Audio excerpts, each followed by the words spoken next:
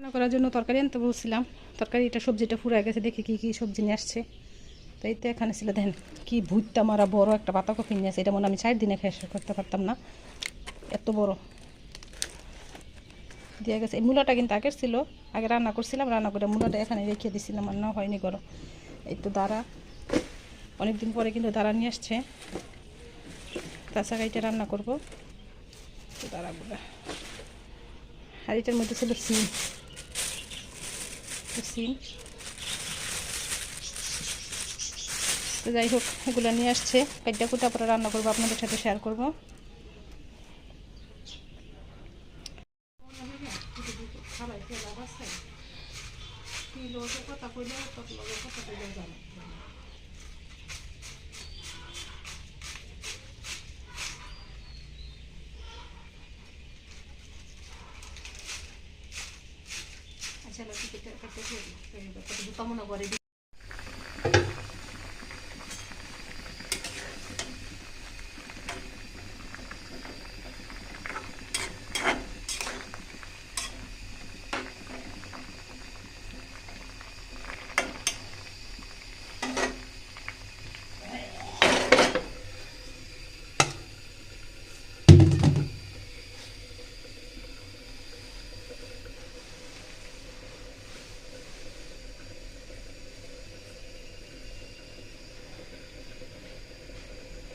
আমি রান্নাটা কিন্তু বসাই দিছি, মাছটা কিন্তু ভাইজা নিছি।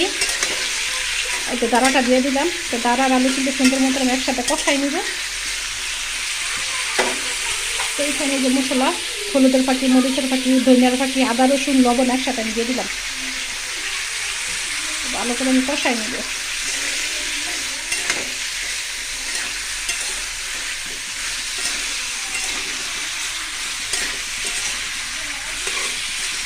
তরকারিটা যত ভালো করে কষানো হয়, তরকারিটা তত মজা লাগে খাইতে।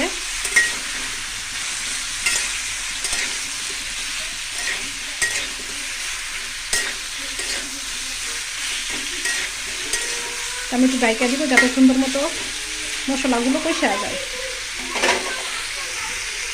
আমার তরকারিটা কিন্তু কষানো শেষ। এখন আমি পানি দিয়ে দিব, যেহেতু আমি প্রচুর গরম পানি বসাই দিচ্ছি, আমি গরম পানিটা দিয়ে দিব। গরম পানিটা দিয়ে দিলাম তরকারিতে। একটু বলক আসলে তারপরে মাছটা দিয়ে দিব।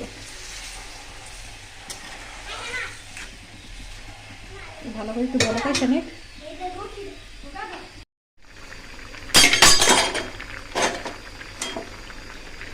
আমার তরকারিটা রান্না করা কিন্তু শেষ। চেনিটা হাত থেকে পড়ে গেছে। এখন আমি ধনিয়া পাতা দিয়ে দিব। ধনিয়া পাতাটা দিয়ে দিলাম।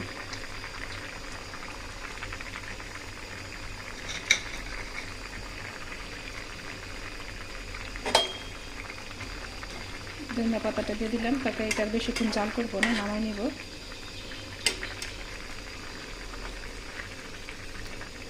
তো দাঁড়াটা কিন্তু বাদ দেওয়ার কারণে কিন্তু কালারটা অনেক সুন্দর চলে আসছে, দেখেন একদম সবুজ।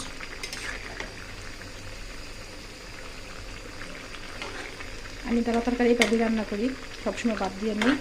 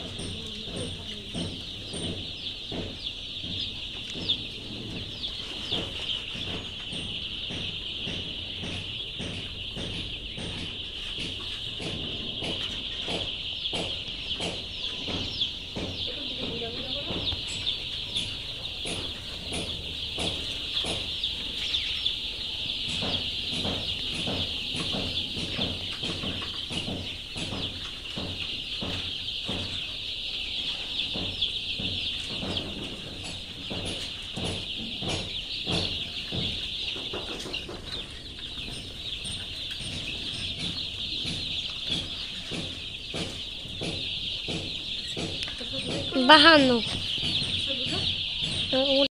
আজকে আমি একটু বিরিয়ানি রান্না করবো, এই জন্য তো দেখেন আলুগুলো কিন্তু প্রথমে আমি ভেজে নিতেছি। বাচ্চারা অনেকদিন ধরে বলতেছিল যে আম্মু একটু বিরিয়ানি রান্না করে দাও, তো এর জন্য কিন্তু আমি আলুগুলো সুন্দর মতো ভেজে নিতেছি তাওয়ার মধ্যে। আলুগুলো ভাজা হয়ে গেছে, আমি নামাই নিব। নামাই তারপর আমি মাংসটা সুন্দর মতো মশলা টশলা দিয়ে কষাই নিব।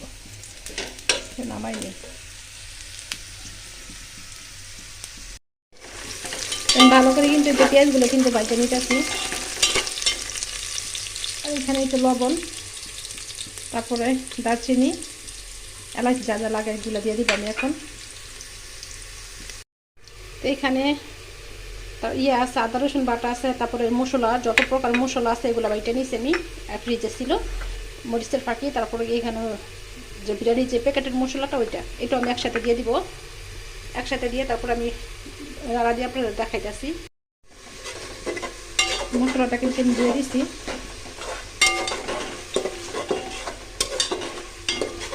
ভালো করে কষাই নিতেছি, কষায় তারপরে আমি মাংসটা দিয়ে দেবো।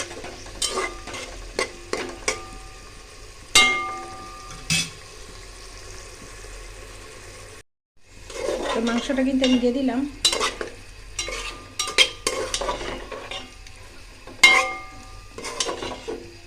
মাংসটা আমার দেওয়া হয়ে গেছে, আমি এখন ডাইকা দিব।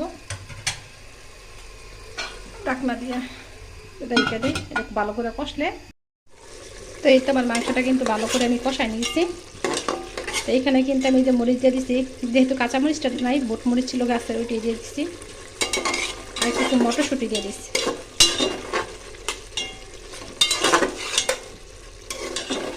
আর একটুখানি কষলে যখন তেলটা উপরে বাইসে আসবো, তখন আমি চালটা ভাইজে জলটা দিয়ে দিব, পানিটা দিয়ে দিব আর কি। এখানে কিন্তু আমি গরম পানি অলরেডি বসাই দিচ্ছি। আমি মাংস একটু ছোটো ছোটো করে কেটে নিচ্ছি, দেখেন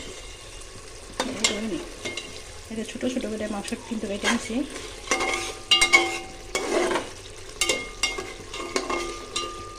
আমি কিন্তু ওইভাবে রান্না করি, যাতে বেশি একটা মশলা ব্যবহার করি না। আর বেশি মশলা দিয়ে খাইতেও কিন্তু ইচ্ছা করে না, আমরা কেউ খাইতে পারি না। এই জন্য অল্প মশলা দিয়ে কিন্তু রান্নাটা করলাম। চালটা কিন্তু দিয়ে দিচ্ছি, দিয়ে ভালো করে বাইজা নিতেছি।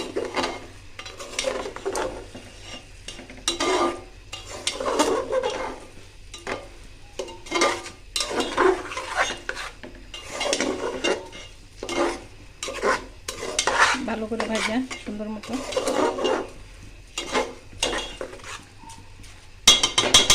পরে শুধু ঝোলটা দিয়ে দিব।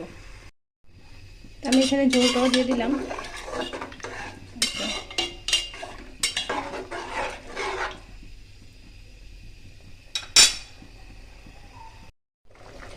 আমি এই যে আলুটা দিয়ে দিব, ভেজে রাখা আলুটা দিয়ে তারপরে আমি একটু নাড়াচাড়া দিয়ে দিব।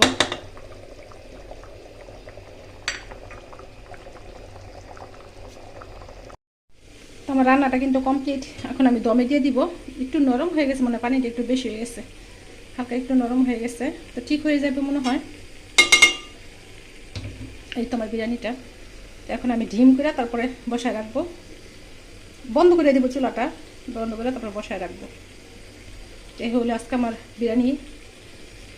কেমন হয়েছে বলবেন।